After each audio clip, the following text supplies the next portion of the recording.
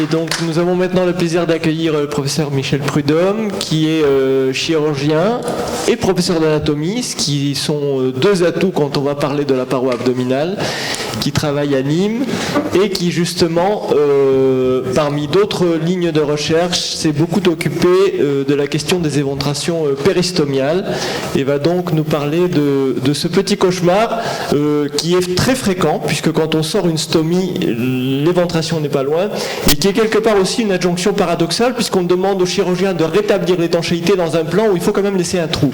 Alors, ça reste quand même difficile. Bon, merci Monsieur le Président, tu as dit l'essentiel. La dernière phrase, c'est toute la problématique des éventrations péristomiales.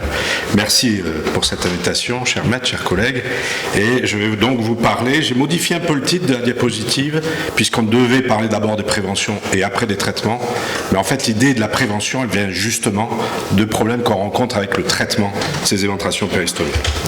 Alors, vous le savez tous, les éventrations péristomiales, c'est un problème fréquent. Ça touche environ, il y a environ 80 000 patients stomisés en France. 45 000 en Angleterre ont une stomie définitive. Ces fréquences des éventrations, quand vous faites une stomie, si vous examinez vos patients, parce qu'il faut examiner les patients pour ça, vous avez 30 à 50% des patients qui ont une éventration péristomiale. Donc une chose sur deux. C'est pour les patients des difficultés d'appareillage, ça compromet l'irrigation colique, ça altère leur qualité de vie et vous savez, il peut y avoir des complications comme les occlusions, même si c'est rare, ou les strangulations denses intestinales à l'intérieur de cette éventration. Alors, parler des éventrations péristomiales, c'est se poser beaucoup de questions sur les indications, quel patient on va opérer, quel choix chirurgical on va faire, quelle voie d'abord. Et il y a peu d'évaluation de ces techniques et un taux de récidive élevé de ces techniques si on n'utilise pas de prothèse. Et là, enfin, apparaît un nouveau concept depuis cet après-midi, qu'on n'a pas parlé, c'est la mise en place d'une prothèse dans un milieu contaminé, puisqu'on va devoir mettre une prothèse autour d'une stomie. Et ça, c'est pas dans les habitudes. Alors voilà. Pourquoi je me suis intéressé aux stomies? Tout simplement pour cette diapositive. J'ai été un moment président de la Fédération des stomisés de France. Et la première chose que vous disent les patients qui ont une stomie, faites quelque chose pour les éventrations péristomiales. D'où l'idée de ces études, d'où l'idée de la prévention des éventrations péristomiales. Alors lesquelles opérer? Si vous êtes en Europe du Nord, vous serez systématiquement opéré si vous avez une éventration péristomiale. J'exagère un peu, comme d'habitude. Si vous êtes dans notre région, eh bien, vous allez être opéré 30-50%, souvent en reculons, avec un patient qui va vous demander de l'opérer parce qu'il a mal, parce que c'est pas esthétique, parce qu'il y a des problèmes d'irrigation. Et souvent, la stomathérapeute qui vous dit « faites quelque chose », les soins deviennent de plus en plus compliqués. Donc déjà, on y va un peu à reculons. Alors il y a, je vous l'ai fait défiler, de multiples techniques opératoires avec des abords directs autour de la stomie, des transpositions, la mise en place de prothèses, des techniques par la parotomie, des techniques par laparoscopie. Il n'y a aucune étude comparative de ces traitements des éventrations péristomiales. Les suivis maximum sont 2 ans, donc vous voyez qu'on n'a pas beaucoup de recul. Enfin, quand vous opérez, c'est souvent difficile avec de multiples adhérences et il y a parfois une complication post-opératoire importante, d'autant que du fait des adhérences, il peut y avoir des plaies du grêle, voire des plaies de la stomie lors du traitement de ces éventrations. Alors quand on regarde la littérature, excusez-moi, il va y avoir quelques chiffres. Si on ne met pas de prothèse, c'est relativement simple. On suit la flèche bleue, 60% de récidive. Si vous ne mettez pas de prothèse à quelqu'un que vous réparez d'une éventration péristomiale, alors qu'il avait déjà 50% d'avoir une éventration péristomiale. Donc c'est pas ça qu'il faut faire. Donc il faut mettre une prothèse. Alors bon, on vous a parlé des nouveaux matériaux, monofilaments, faible grammage, des larges mailles, et puis il a été essayé des prothèses partiellement résorbables et des biomatériaux. On abandonne de suite les biomatériaux parce qu'il y a eu plus de complications et plus de récidives avec ce type de prothèse. Donc on garde monofilament, faible grammage, large maille. Alors vous allez me dire, où est-ce qu'on met ces prothèses? Eh bien on l'a vu, on peut les mettre en onlay, comme les appellent les anglo-saxons, c'est-à-dire en prémusculaire. Underlay, c'est en intrapéritonéal. En intrapéritonéal, 2 techniques. une technique, vous le voyez, la prothèse est positionnée dans l'abdomen, donc avec le côlon qui passe à travers la prothèse, ça c'est la keyhole, et en bas, la technique dite de Sugar-Baker, avec un trachet, vous le voyez, en chicane, où la prothèse n'est pas perforée, ça a certainement son importance, et où le côlon prend un trajet tout à fait en chicane pour éviter que les forces soient directement opposées dans l'ouverture musculaire. Et enfin, il y a la position seblée, rétromusculaire, dont on a parlé quand on a parlé des traitements des éventrations. Alors, quand on regarde les analyses, on voit que quand on met une prothèse autour d'une stomie, il y a peu de complications infectieuses, 2% environ, 2 à 3% de complications infectieuses. Et par contre, si vous ne mettez pas de prothèse, vous avez les récurrences. Si vous utilisez une technique intrapéritonéale, il vaut mieux le faire par la paroscopie, c'est ce que dit la littérature, et plutôt la technique de Sugar-Baker. Là, pour la deuxième partie du sujet qui va être la prévention, vous voyez que si vous mettez une prothèse rétromusculaire, le taux de récidive dans ces séries de traitement, il est également très faible. Encore une fois, une méta-analyse qui montre que la laparoscopie dans le traitement des éventrations péristomiales, c'est certainement la meilleure voie d'abord, peu d'infections de prothèses, et la technique de Sugar-Baker est certainement celle qui donne le moins de récidive. Voilà pour le traitement. Un petit film pour vous montrer, en même temps que je vous explique sur le schéma. Il y en a pour 30 secondes. C'est des prothèses qui ne se font plus. On pourra en discuter lors de la discussion du reste de cela. Et on fait tout à fait ce trajet en chicane de la prothèse, enfin du côlon à travers la prothèse, sans passer à travers la prothèse. On plaque le côlon contre la paroi et on fixe avec un matériel absorbable la prothèse de façon circulaire, en évitant évidemment de prendre le côlon dans un de ses taqueurs. Voilà le trajet très souple du côlon. Alors, toutes ces questions nous ont amené à nous dire, effectivement, c'est compliqué, il y a des récidives, il peut y avoir des complications post-opératoires, est-ce qu'il n'y a pas une place pour la prévention? Puisqu'une fois sur deux, ces patients vont avoir une éventration. Donc on a édité, si je puis dire, des recommandations sur les éventrations péristomiales. J'ai eu la chance faire partie du panel européen. Et sur cette question, est-ce qu'il y a une technique autre que la mise en place d'une prothèse pour éviter une éventration péristomiale? Il n'y a aucune autre technique qui permet d'éviter une éventration péristomiale. Que vous fassiez une colostomie à travers le muscle droit ou à côté du muscle droit, pas de différence. Ça, c'est 2019 en plus, c'est tout récent. Est-ce que de le passer en intrapéritonéal ou de faire une voie ou de le passer en sous-péritonéal pour faire ce trajet sous-péritonéal? Eh bien non, il n'y a pas de plus d'avantage, ça ne donne pas plus d'éventration, pas de différence où que vous passiez la prothèse.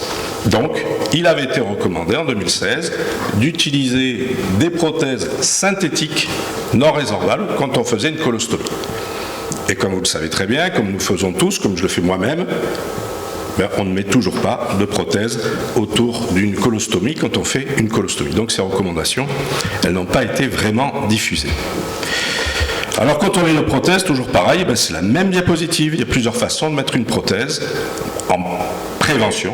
On peut la mettre en onlay, on peut la mettre en intrapéritonéal, ce qui peut poser des problèmes, on verra dans la discussion, ou on peut la mettre en rétromusculaire. Là, je vous ai fait une petite revue de la littérature, de tout ce qui a été publié comme études randomisées. Il y en a eu d'autres, mais c'est les principales, pour vous montrer que dans les études randomisées comparant des techniques chirurgicales dans la prévention des éventrations péristomiales, il y avait des voies intrapéritonéales ou des voies rétromusculaires. Eh bien, quand on utilisait de façon confondue, si on matchait toutes ces études intrapéritonéales ou rétromusculaires, eh bien, vous voyez que le taux d'éventration péristomiale détecté cliniquement était significativement différent, 10.32, il n'y a pas besoin de faire un petit P pour comprendre que là, il y a un intérêt à mettre une prothèse rétromusculaire ou intrapéritonéale. Et quand on faisait un examen radiologique, de la même façon, bien sûr on détectait plus d'éventration que clinique, mais là aussi il y avait une différence à des patients à qui vous mettez ou vous ne mettez pas de prothèse. Est-ce qu'il y avait des complications de ces études? Eh bien, il y a très peu de complications, pas plus de complications infectieuses si vous mettez une prothèse, et pas plus de prolapsus, pas plus de sténose, c'était ça le risque, que vous mettiez ou pas une sténose autour d'un côlon. Alors c'est un sujet d'actualité. Là je vous ai mis l'ensemble de toutes les méta-analyses qui ont tourné autour de ces quelques études randomisées. Maintenant on en est à 10 études randomisées, mais il y a eu 6-7 méta-analyses autour des mêmes thématiques, parce que c'est une idée qui est devenue d'actualité. Alors, c'est certainement efficace, comme le montrent les études. Il y a un faible risque infectieux et il faut utiliser plutôt du matériel prothétique. Ce que je vais vous présenter, c'est une étude qu'on a menée avec le groupe GRECAR. Le groupe GRECAR, vous le savez, c'est un groupe de recherche sur les cancers du rectum. C'est un groupe de chirurgiens qui s'intéresse aux chirurgies du rectum. Et on a eu un PHRC national en 2011 pour pouvoir étudier justement l'intérêt de mettre une prothèse en position rétromusculaire chez des chirurgiens colorectaux. On voulait diffuser cette technique, pas à des spécialistes de la paroi, à des gens de façon pragmatique qui font des colostomies et qui pouvaient utiliser ces prothèses. Donc ces prothèses, l'intérêt de notre étude, c'était du double aveugle et qu'on avait un suivi de 2 ans avec de l'imagerie à la fin des 2 ans. Voilà, dissection simple par voie transstomiale, j'allais dire, incision classique pour faire une stomie, et décollement au doigt de l'espace rétromusculaire, mise en place d'une prothèse de 10/10 qui était fendue en son centre de façon cruciforme, et on laissait passer le côlon à travers ce trajet pariétal et à travers la paroi, le côlon servant à centrer la prothèse. Alors, roulement de tambour. Quel a été notre taux d'éventration? C'est des résultats qui viennent d'arriver. Vous voyez, 2011, on a eu les résultats en juin dernier. Eh bien, pas de différence entre un groupe où on met des prothèses, 27 dans le groupe sans prothèse, versus 30% dans le groupe avec prothèse. Donc des résultats un peu décevants, plus que décevants. Pas de différence si on regardait si les patients étaient symptomatiques avec une éventration, qu'ils aient ou pas une prothèse. Même taux de symptômes, peu, vous remarquerez, 12% de patients symptomatiques. Et radiologiquement, pas de différence, un taux d'examen radiologique exactement similaire. Alors évidemment, nous étions dépités d'avoir ces résultats. Ça allait un petit peu contre les résultats des autres études randomisées qui étaient à faible effectif, certes. Mais nous avions une étude assez robuste, méthodologiquement, un double aveugle, multicentrique, avec des chirurgiens expérimentés, reconnus en colorectal. Certainement que nos taux d'éventration dans le groupe contrôle peut expliquer une partie de nos résultats, puisqu'ils étaient faibles dans nos groupes contrôle par rapport au groupe contrôle des autres études, avec un taux d'éventration à 1 an de 42% dans certaines études, ce qui était quand même conséquent. Et bien sûr, parce que nous avions un diagnostic clinique d'éventration péristomiale, on en viendra à la discussion si vous le souhaitez, qui était un peu plus large que les autres. Alors, est-ce que c'est la seule étude négative?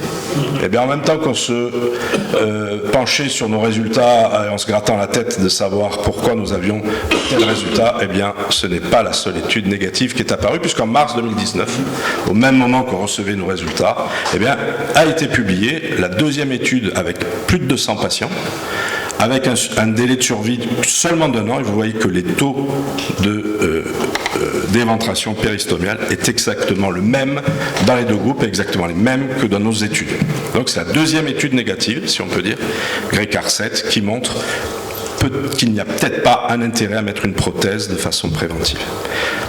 Autre étude qui est apparue un petit peu en même temps, un petit peu en avant, c'est une des études qui était attendue, puisqu'elle étudie exactement la même façon que nous de mettre la prothèse, et vous voyez que eux, de façon très étonnante, un taux d'éventration extrêmement bas, mais ce n'était pas une étude en double aveugle, et il y avait seulement 1 an de follow-up, donc on est un peu surpris de ces résultats. Alors, vous allez me poser des questions, vous allez peut-être être dur avec moi, mais voilà, je commence moi-même, de m'envoyer moi-même les coups. Est-ce que c'est un problème de chirurgien, colopariétal, colorectal? Est-ce que c'est un problème de formation? Est-ce qu'on n'a pas assez formé nos collègues lorsqu'on a inculqué cette prothèse. Il ne me semblait pas difficile de mettre une prothèse en position rétromusculaire. Le design de la prothèse qui est peut-être pas du tout adapté au problème de la stomie, et c'est ce que je pense. Et enfin, le problème de ce qu'on appelle le shrinkage, c'est-à-dire le fait que ces prothèses diminuent de taille, de près d'un tiers de leur taille avec le temps, ce qui est important. Et quand vous faites un trou au milieu de ces prothèses, et bien curieusement, elles diminuent de taille sur la périphérie, mais le trou, il augmente de taille.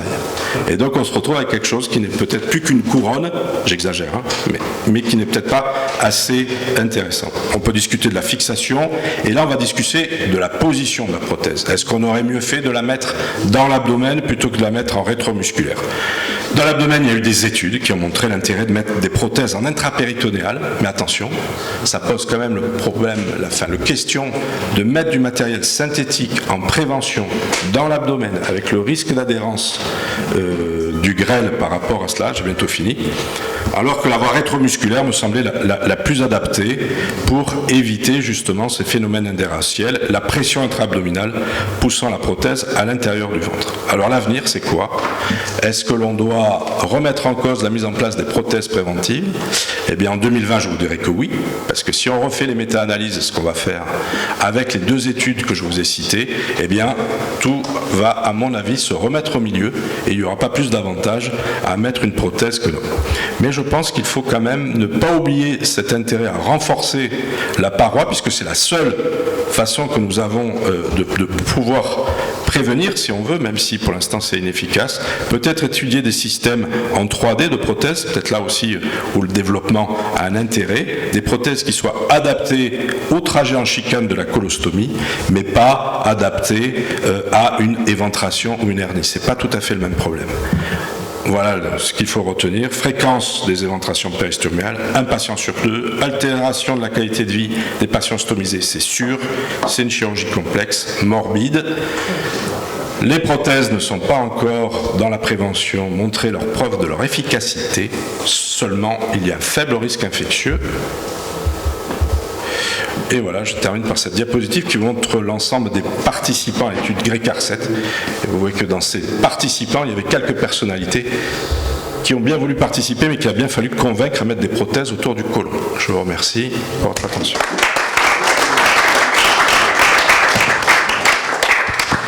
Merci beaucoup, Michel. Est-ce que quelqu'un dans la salle a des commentaires, des questions ?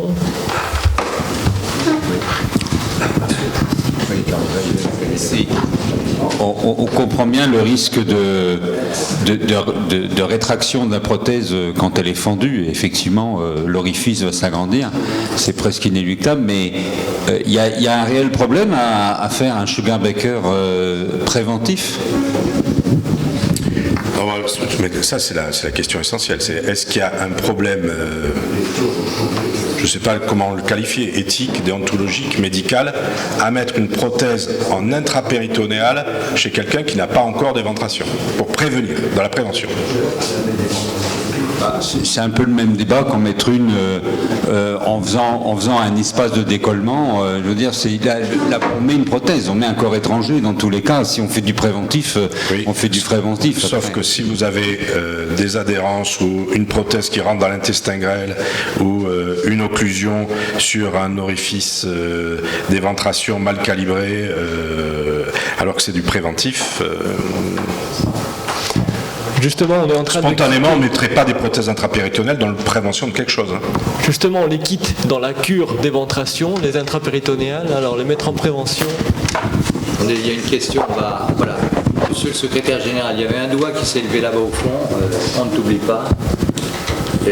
Le collègue et monsieur Polo et enfin... Philippe Lasserre. Jean-Pierre, voilà. J'avais une notion, j'ai été étonné par le chiffre d'éventration. 30% à 50%, je trouve que c'est très impressionnant. Ce n'est pas la notion exactement que j'avais. Et nous, on nous avait appris que pour éviter une éventration, il fallait faire un trajet sous-péritonéal. Ce qui est toujours difficile, même en laparotomie. Est-ce que vous ne pensez pas que ce trajet sous-péritonéal, on ne le fait plus depuis qu'on fait de la laparoscopie? Alors là, il y a deux questions dans ce que vous dites.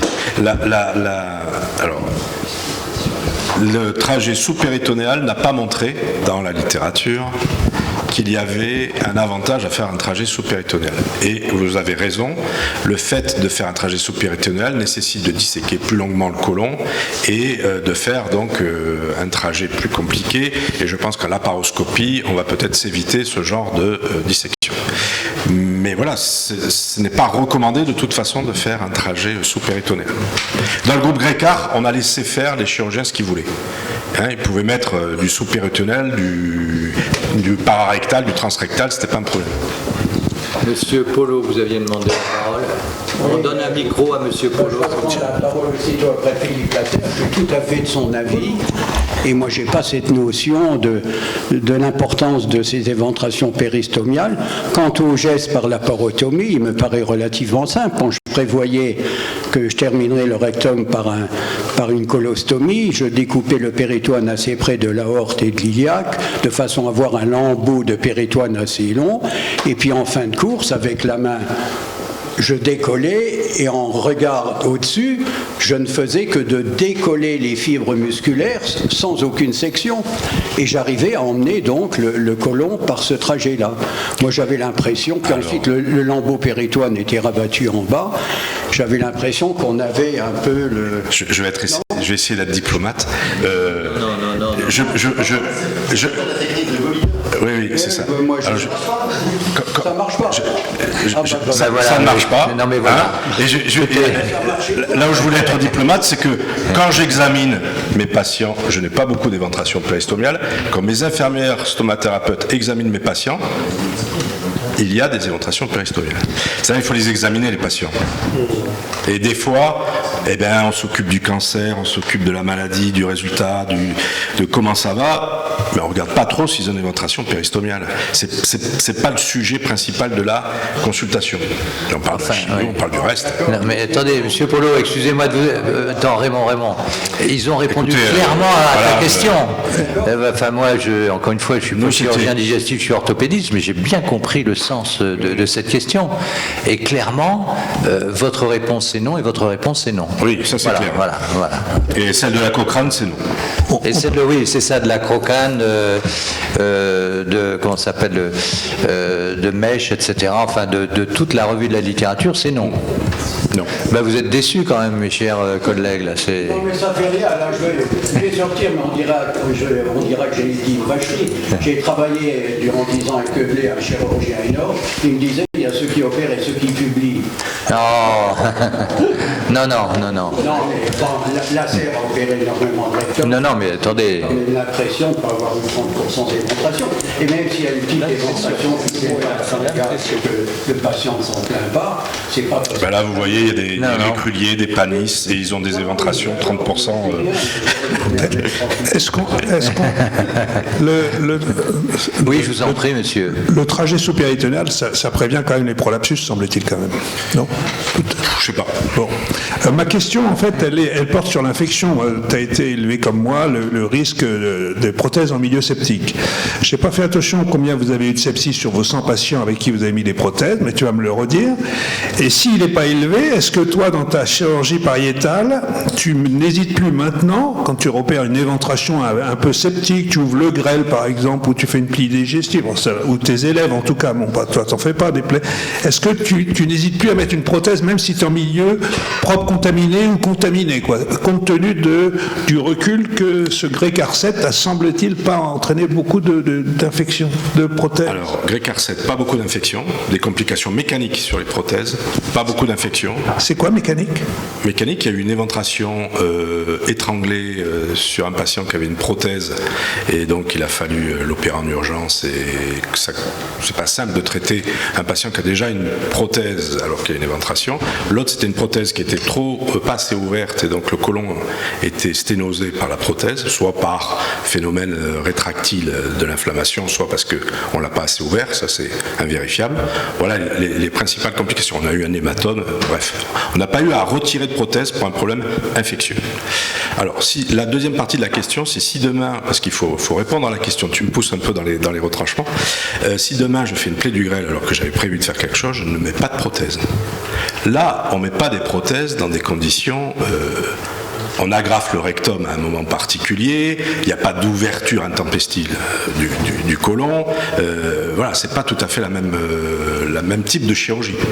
On ne crée pas d'ouverture, même si qu'en agrafant, évidemment, il doit y avoir quelques bactéries qui passent à travers, mais on n'est pas dans la même condition chirurgicale. C'est du propre contaminé qui tend vers le propre. Bien, voilà un débat passionnant et passionné. Encore la dernière, parce qu'il nous reste encore à écouter notre... Techniquement, parce que c'est un sujet qui m'intéresse, comme tu sais, tu vous ouvrez de combien? Parce que j'ai eu un problème mécanique pareil que toi, tellement j'ai voulu serrer pour pas que ça récidive, et donc j'ai eu un problème mécanique. Vous ouvrez en croix la prothèse? En croix, 2,5 sur 2,5. Ouais. Merci. Merci. C'est clair. Alors pour clore cette discussion, je voudrais me tourner, rester assis là, vers mes deux collègues, je veux derrière, et puis Raymond. Effectivement, on a tous nos habitudes, et moi ayant arrêté, ayant posé le bistouri sur la table il y a maintenant 18 mois, c'est vrai qu'on avait des habitudes, mais force est de comprendre que les méta-analyses ont un pouvoir qu'on ne peut pas jeter aux orties. Donc à partir du moment où on pose une question, j'ai bien compris, le péritoine, ceci, cela, eh bien on s'aperçoit que les gestes qu'on a effectués, je me tourne vers Henri Judet qui a aussi une très très longue expérience, eh bien parfois étaient dans notre esprit, si on les faisait, d'excellents gestes, mais malheureusement pas corroborés par la littérature Web of Science, Mesh, etc. Et il faut avoir ce courage de savoir qu'on a parfois fait pendant très longtemps des gestes qui n'étaient pas forcément supportés par une publication dite scientifique. Je résume ça, enfin c'est un petit peu, vous êtes d'accord avec moi, je pense, voilà.